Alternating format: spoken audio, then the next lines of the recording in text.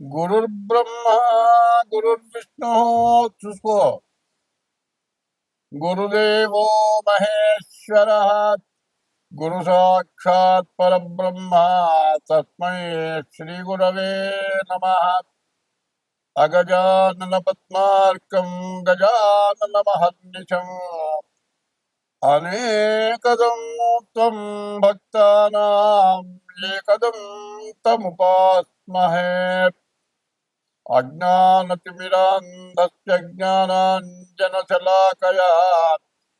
చక్షుర్మీలితం येन తస్మై శ్రీగురవే నమః.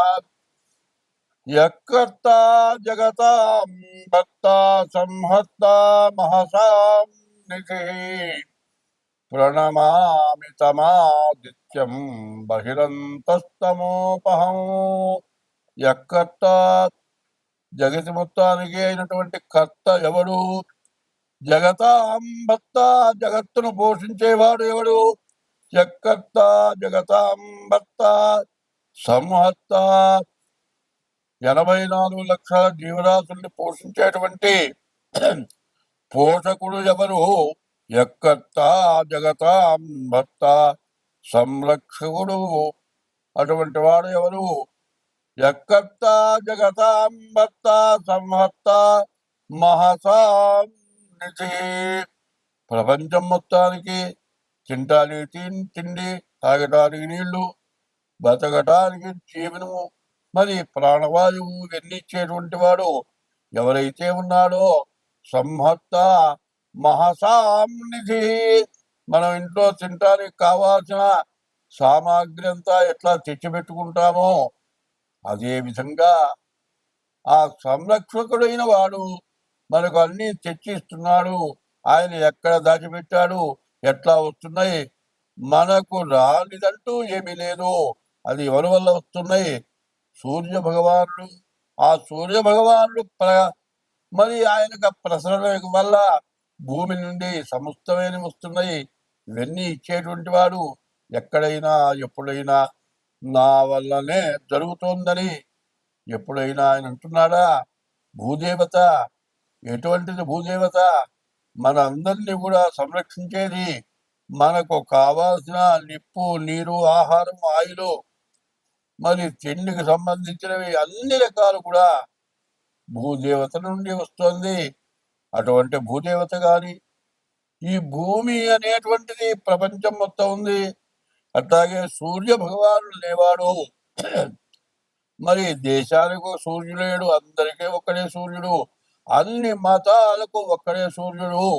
అటువంటి సూర్య భగవానుండి మనకు అన్ని ఇస్తున్నటువంటి తల్లి అయినటువంటి ఆ భూదేవతని మనస్ఫూర్తిగా నమస్కారం చేసి ప్రార్థన చేసి ఈ రోజున ఆగస్టు నెల 2025 సంవత్సరం ఆగస్టు నెలలో ఇప్పుడు గ్రహస్థితి వల్ల వస్తూ ఉన్నటువంటి సమస్యలన్నీ కూడా మనం పూర్తిగా తెలుసుకోవాలి అనేటువంటి ఉద్దేశంతో ఈరోజు ప్రారంభం చేస్తూ ఉన్నాను.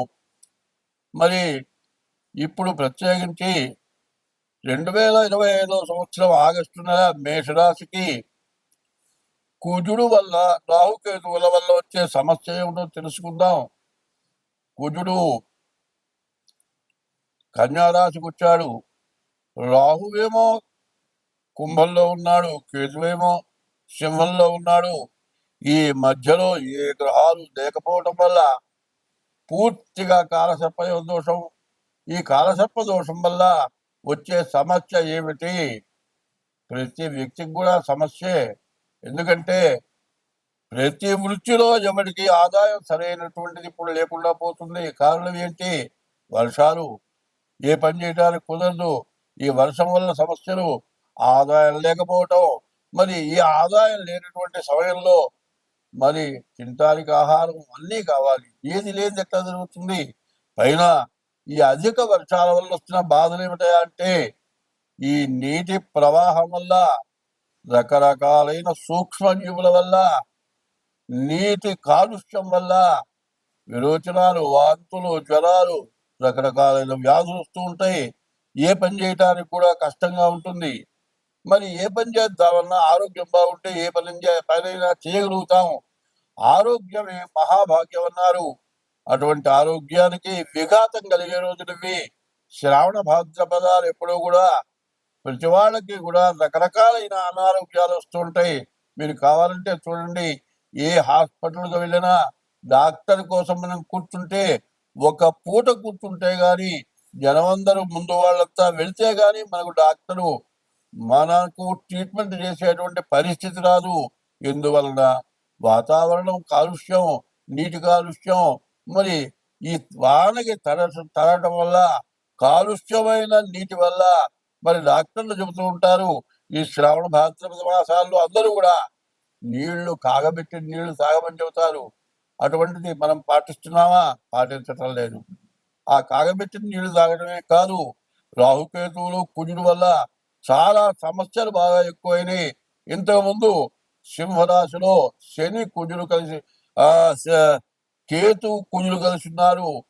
కుజవత్రాహు శనివత్ కేతు అని కుజకేతువులు కలిస్తే చాలా ప్రమాదమైనటువంటి పరిస్థితి ఉంటుంది. కాబట్టి ఈ కుజకేతువులు రాహుకేతువుల మధ్య ఈ మేషరాశికి వచ్చేటువంటి ఫలితం ఏమిటి?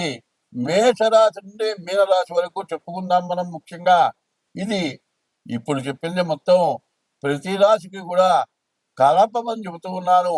కాబట్టి ఈ చెప్పినటువంటి మొత్తం కూడా ప్రతి రాశికి మేషం దగ్గర నుంచి మీనం వరకు కలిపి ఏ రాశి ఫలితం ఆ రాశి చెబుతాను.